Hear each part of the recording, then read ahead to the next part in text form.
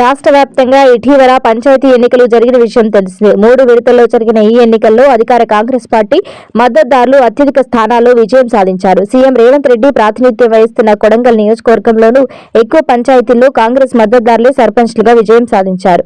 నారాయణపేట జిల్లా కొస్గిలోని ఓ ఫంక్షన్ హాల్లో కొడంగల్ నియోజకవర్గ సర్పంచ్ల సమ్మేళనం సన్మాన కార్యక్రమం జరిగింది. ఈ కార్యక్రమంలో సీఎం రేవంత్ రెడ్డి పాల్గొన్నారు. కొడంగల్ నియోజకవర్గంలోని 8 మండలాల సర్పంచ్లు, వార్డు సభ్యులు హాజరు కాగా ఆయా మండలాలకు చెందిన దాదాపు 180 మంది సర్పంచ్లకు శాలువాలు కప్పి సన్మానించారు.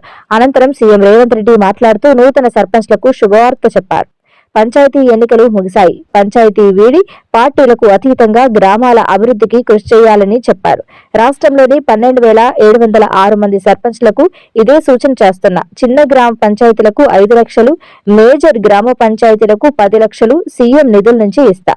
ఎంపీలు, ఎమ్మెల్యేలతో సంబంధం లేకుండా ఈ నిధులను నేరుగా సర్పంచ్కే అందిస్తామని సీఎం రేవంత్ రెడ్డి అన్నారు. కేంద్ర, రాష్ట్ర ప్రభుత్వాలు ఇచ్చే నిధులకు ఇవి అదనం. కేంద్రం నుంచి 3,000 కోట్లు తెచ్చే బాధ్యత నాది.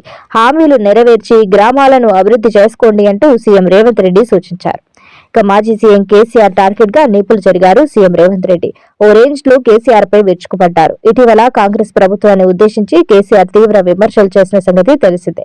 దీనికి అంతే ఘాటుగా బదులిచ్చారు సీఎం రేవంత్ రెడ్డి. నీ రాజకీయం ఏంటో నేను చూస్తా. నేను రాజకీయం చేసినంత కాలం కాలకూట విషం లాంటి కేసీఆర్ కుటుంబాన్ని అధికారంలోకి రానివ్వను. ఇదే నా శపథం.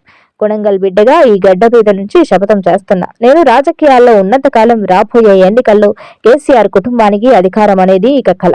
బీఆర్ఎస్ పార్టీ, కేసీఆర్ చరిత్ర కథమే. మీ పార్టీకి మీకు భవిష్యత్తు లేదు. ఎవడైనా చర్చించుకుంటే పొద్దు పోనప్పుడు మాట్లాడుకోవడానికి పనికొచ్చే చరిత్ర తప్ప భవిష్యత్తు తెలంగాణ రాష్ట్రానికి మీ వల్ల ఒరిగేది ఏమీ లేదు అంటూ నిప్పులు చెరిగారు సీఎం రేవంత్ రెడ్డి.